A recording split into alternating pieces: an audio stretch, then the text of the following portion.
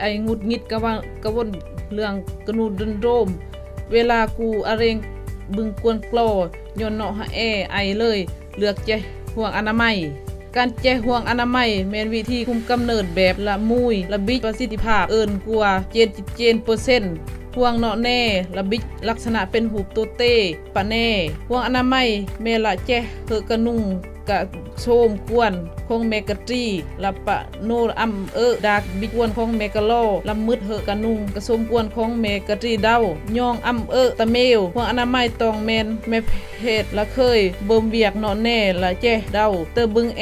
ห่วงเนาะแน่ละกลุ่มเดาจิตกะโมดังจิตบาดกะโมทำแจวิธีเนาะแน่ให้บิกเวลาเบิ่มเวียกเบิ่มการสบาย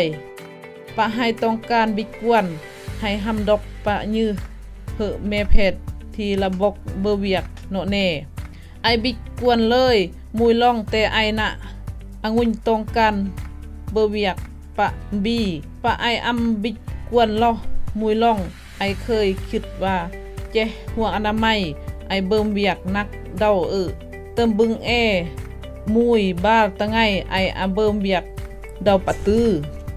ไออะดอกเหอะเพชรเพียงมุยตองเร็วเติมบึงไออะดอกยาวยามง่ายไอตรงกันบิดกวนล้อไอ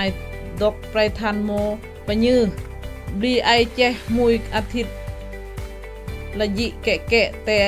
ไอน่ะสบายเวลาเบิ่มเบียกและเวลาดอกแจละยากต่อเลยเป็นเรื่องปกติของไอเวลาไอกี่กับกวนกลอคือว่าลำยิแต่ละเบิ่มปะงายให้บิกกวนเลยให้นะหาแจห่วงอนามัยล่ะต่อเลยไอบิกกวนเลยแต่ไข่เน่าไอนะอำบิกลอกกวนแต่ปะแน่ๆไอบิกความสุขตึงไอแจทงยางอนามัยการคุมกำเนิดระบิกวิธีแต่ให้กันทำเลือกตามไฮเมิดและลำโตกับจักมาดให้สำหรับข้อมูลเพิ่มเติมของการคุมกำเนิดและอาการข้างเคียงให้สามารถกดตามกลุ่มเนาะแน่เดา